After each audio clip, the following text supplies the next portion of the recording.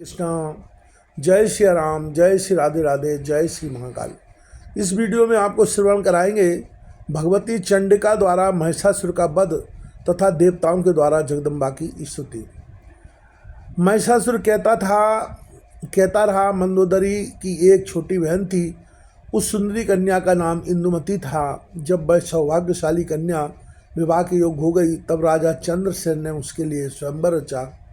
उस सभा मंडप में देश देशांतर के राजा उपस्थित हुए। इंदुमती ने किसी एक शक्ति संपन्न राजा के गले में हार डाल दिया। वह नरेश बड़ा ही सुंदर, कुलीन एवं सुशील तथा संपूर्ण शुभ लक्षणों से युक्त था। उसी समय मंदोदरी पर काम के बाद बाण असर कर गए। वह आतुर उठी। इतने में किसी एक शूद्र नरेश पर उसकी दृष्टि पड़ गई। वह बड़ा दुष्ट था किंतु उसके सर्वांग में चतुरता भरी थी। देववश राजकुमारी के मन में वह जच गया। तब सुंदरी मंदोदरी ने अपने पिता से कहलवाया, पिताजी आप मेरा विवाह कर दीजिए। आज इस स्वयंवर के अवसर पर मद्र देश के राजा को देखकर मुझे ऐसी इच्छा उत्पन्न हो गई है। पुत्री की इस बात को सुनकर राजा चंद्रसेन मनी मन हंसे और उस कार्य की व्यवस्था में लग गए। मद्र देश के राजा चारुदेशन को घर पर बुलाया और वैवाहिक विधि संपन्न करके अपनी कन्या मंदोदरी उसे सौंप दी। दहेज में बहुत सा सामान दिया। चारुदेशन भी उस सुंदरी कन्या को पाकर अत्यंत हर्षित तो अपने घर चला गया। रानी सहित राजा चंद्रसेन के मन की जलन भी शांत हो गई। चारुदेशन राजाओं में भी सुप्रसिद्ध था। कामनी मंदोदरी के साथ बहुत दिनों तक उसने आनंद किया, पर वह दुष्चरित्र था। उसके प्रति निंदनीय आचरण मंदोदरी ने स्वयं देख लिए। तब तो उसका मन खेद में भर गया। उसने सोचा, पूर्व काल में स्वयंवर के अवसर पर जब इस शठ नरेश को मैंने देखा था तब उसके स्वभाव से मैं अनभिज्ञ थी। मैंने मोह के कारण यह बड़ा अनर्थ कर डाला। इस धूर्त नरेश ने मुझे ठग लिया। अब मैं क्या करूं? केवल संताप ही मेरे हाथ लगा। वह चारुदेशन अत्यंत निर्लज्ज, निर्दयी और धूर्त है। ऐसे पति के प्रति प्रेम कैसे ठहर सकता है? आज मेरे इस जीवन को धिक्कार है। आज तक सांसारिक सुख से मैं विरक्त थी।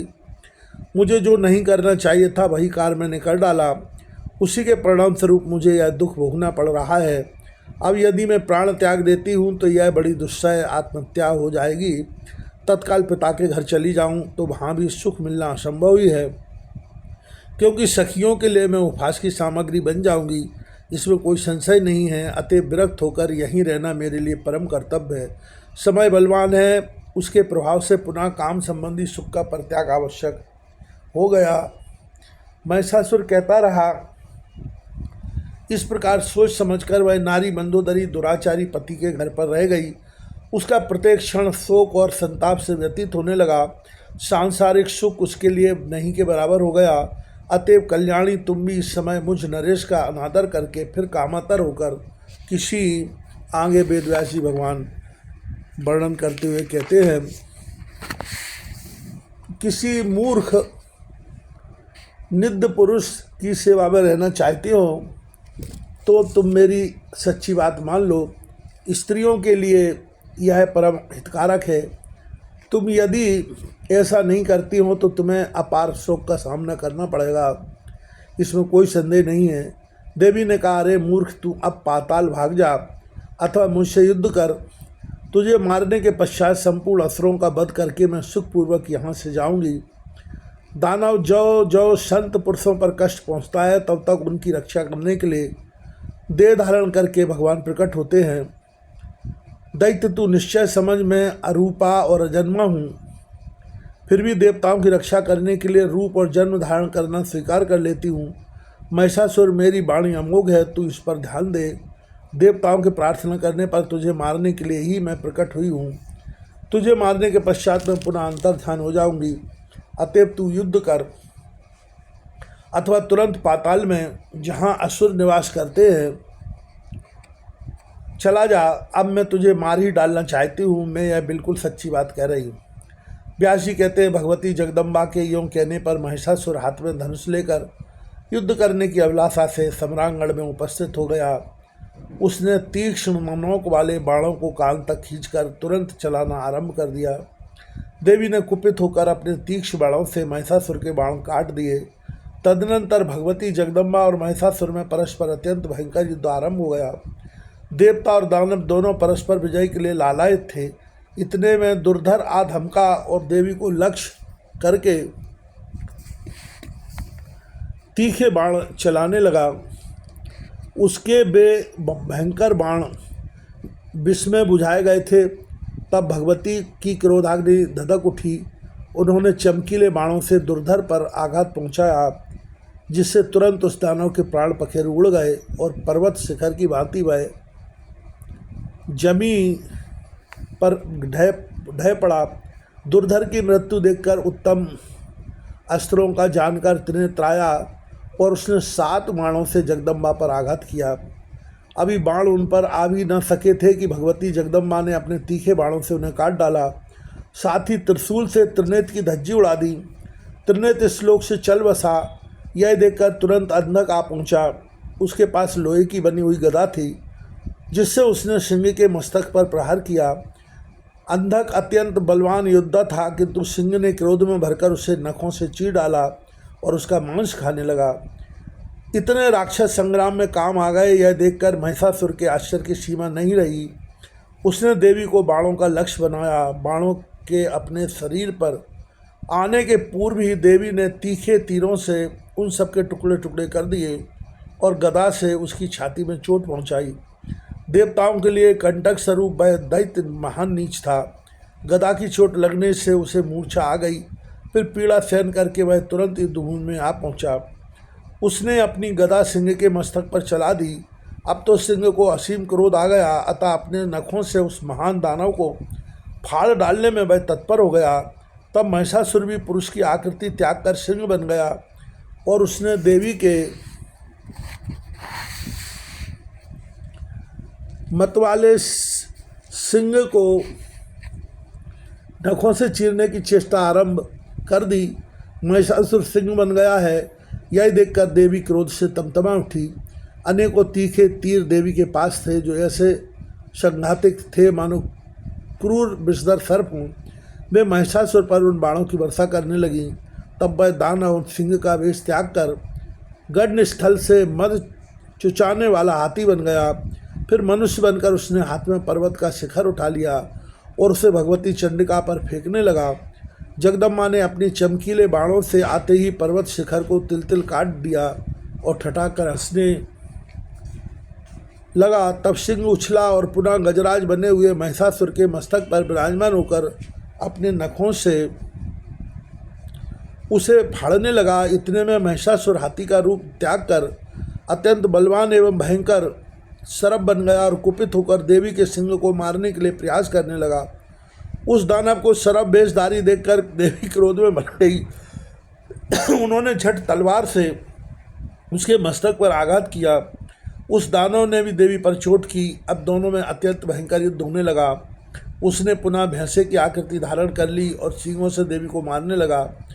उसका वह रूप बड़ा भयानक एवं विकराल था। उसके पूंछ घुमाने और सींग झाड़ने से देवी को चोट लगने लगी। वह दुरात्मा बड़ी प्रसन्नता के साथ हंसता हुआ पूंछ और सींगों के सहारे बलपूर्वक पत्थरों को घुमा घुमा कर फेंक रहा था। बल के अभिमान में चूर रहने वाले उस असुर ने कहा, देवी अब तुम सम्रांगण में डट जाओ। रूप एवं तारुण्य से शोभा पाने वाली तुम्हें आज मैं अवश्य मार डालूंगा। तुम्हारी बुद्धि मारी गई है, इसी से मदोन्मत्त होकर तुम इस समय मेरे साथ युद्ध करने में तत्पर हो। अत्यंत मोह में पड़ जाने से तुम्हारा सारा बल बिल्कुल व्यर्थ जा रहा है। तुम्हें मारने के बाद मैं उन देवताओं के प्राण भी हर लूँगा जो कपट में अपनी प्रतिष्ठा जमाए हुए हैं, तथा तुम नारी को अगुआ बनाकर जिन धूर्तों को विजय पाने की लालसा में लगी हुई हो। देवी बोली, मूर्ख, व्यर्थ अभिमान न कर, सम्रांगण में ठहर जा, मैं तुझे मारकर श्रेष्ठ देवताओं को निर्भय बनाऊंगी। व्यास जी ने कहा। इस प्रकार कहकर भगवती चंडिका उसी क्षण त्रिशूल उठाकर महिषासुर पर झपटी। उनके इस प्रयास से देवताओं में अपार हर्ष छा गया। वे प्रसन्नता से भरकर देवी की स्तुति करने लगे। उन्होंने पुष्प बरसाना आरंभ कर दिया। उनके मुख से बार बार विजय की घोषणा निकलने लगी, साथ ही दुंदुभियाँ बज उठी। उस समय ऋषि, गंधर्व, पिशाच, नाग, चारण और किन्नरगण आकाश में ठहरकर युद्ध देख रहे थे। उनके मन में बड़ा आनंद हो रहा था। महिषासुर कपट विद्या का बड़ा अच्छा जानकार था। वह अनेक मायामय शरीर धारण करके सम्रांगण में भगवती जगदम्बा पर चोट कर रहा था। तब चंडिका ने उस दुरात्मा की छाती पर बलपूर्वक तीखे त्रिशूल से आघात किया। उस समय देवी की आंखें क्रोध से लाल उठी। चोट लगने पर महिषासुर भूमि पर गिर पड़ा। एक मुहूर्त तक उसकी चेतना लुप्त सी रही, परंतु वह फिर उठ खड़ा हुआ और पैरों से वेगपूर्वक देवी पर प्रहार करने लगा। पैरों से मारने के कारण वेदव्यास जी भगवान आगे लिखते हैं, पश्चात बार बार ठाका मारकर हंसता भी था। उसके मुख भयंकर गर्जना निकल रही थी, जिसे सुनकर देवताओं के हृदय में आतंक छा जाता था।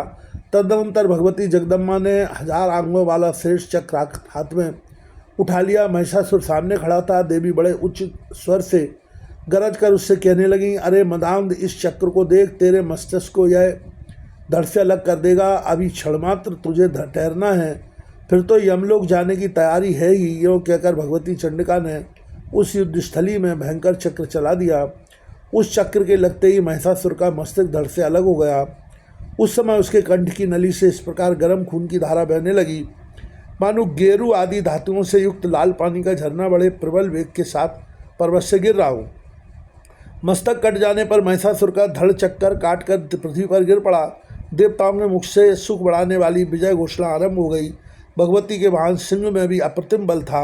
युद्ध भूमि से भागने में व्यस्त जितने दानव थे, उन्हें वह इस प्रकार खाने लगा मानो उससे बड़ी भूख सता रही हो।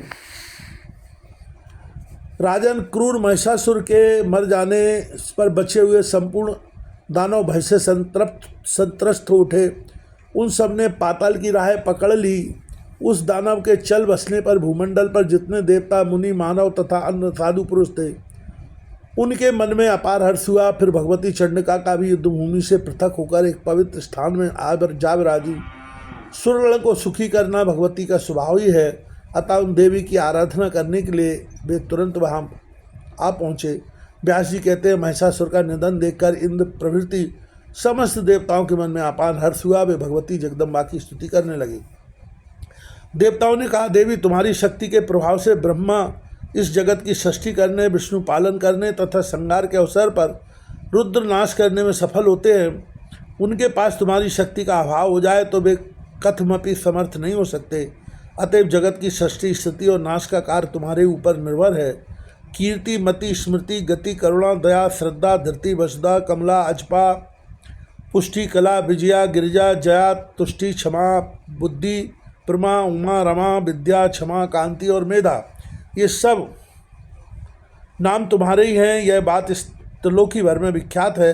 संपूर्ण जगत को आश्रय देने वाली जगदम्बे, तुम्हारी इन शक्तियों से पृथक रहकर कौन ऐसा है जिसमें कार्य की क्षमता आ जाए, कोई कुछ भी कर सके। भगवती, यह निश्चित है कि धारणा शक्ति भी तुम ही हो, अन्यथा जो कच्छप और शेषनाग हैं, पृथ्वी को धारण करने की क्षमता कैसे आ सकती है।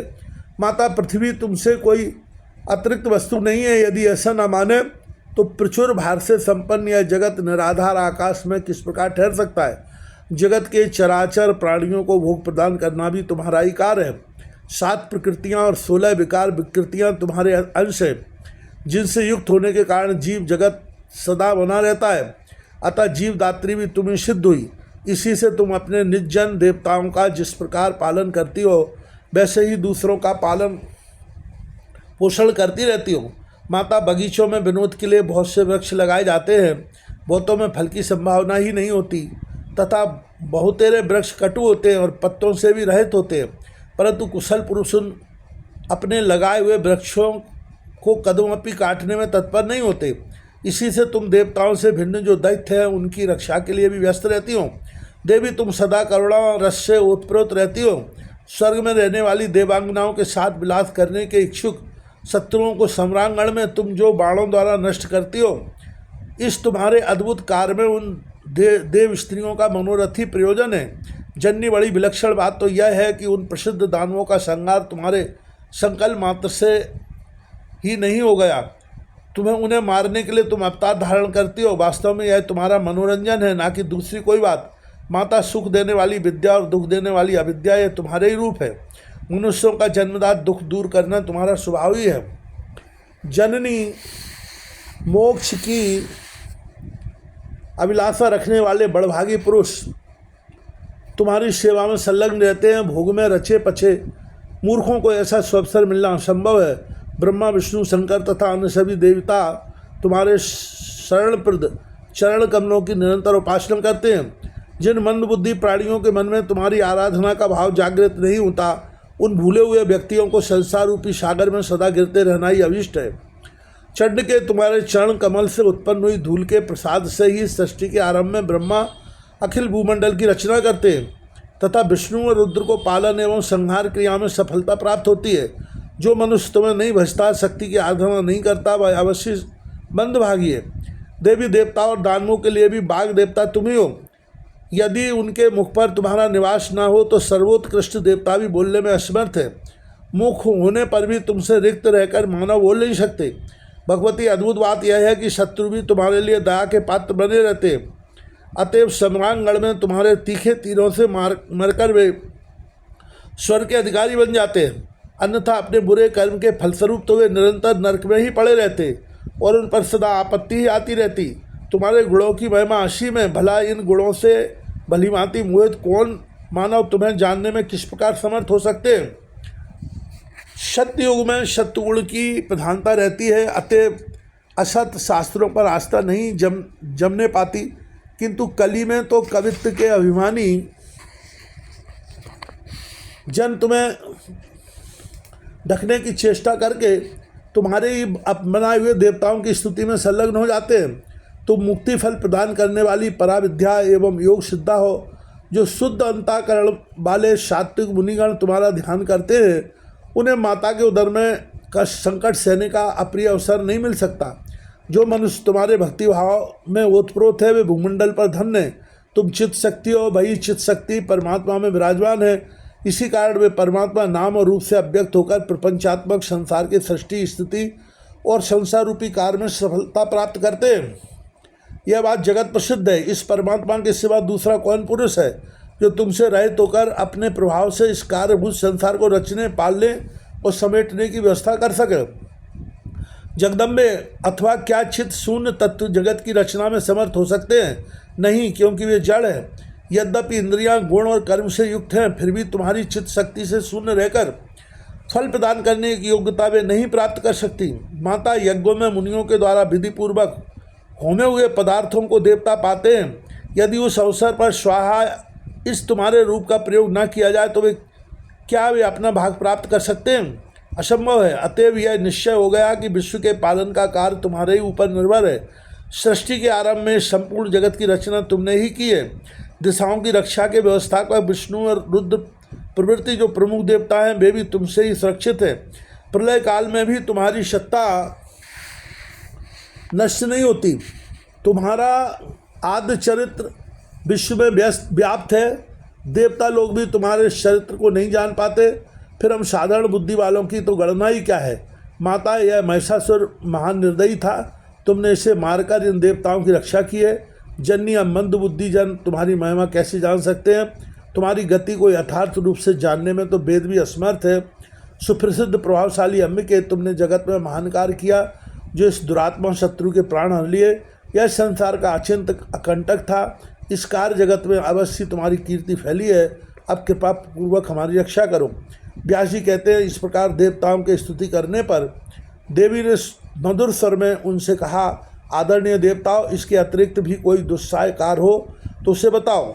जब जब देवताओं के सामने कोई अत्यंत दुर्घट कार्य उपस्थित हो, तब तब उन्हें मुझे याद करना चाहिए। मैं शीघ्र ही तुम्हारा संकट दूर कर दूंगी। देवताओं ने कहा, देवी, यह महिषासुर हमारा घोर शत्रु था। आज तुम्हारे हाथ यह काल का ग्रास बन गया। इससे हमारे संपूर्ण कार्य संपन्न हो गए।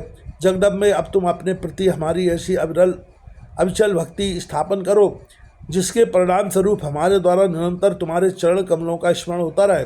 केवल माता ही ऐसी है जो हजारों अपराधों को सदा सहा करती है। इस बात को जानकर मनुष्य तुम जगन माता की उपासना क्यों नहीं करते? इस देह रूपी वृक्ष पर दो पक्षी विराजमान हैं। इनमें निरंतर शक्य भाव वर्तमान रहता है। तीसरा कोई सखा नहीं है जो अपराध क्षमा कर सके। अतः अपने परम सखा रूप तुम परमेश्वरी को छोड़कर जीव किसकी कृपा से कल्याण प्राप्त कर सकेगा। देवताओं अथवा मानवों में भी वह प्राणी पापात्मा, मंदभागी और अधम है जो अत्यंत दुर्लभ देह पाकर भी तुम्हारे भजन स्मरण से विमुख है।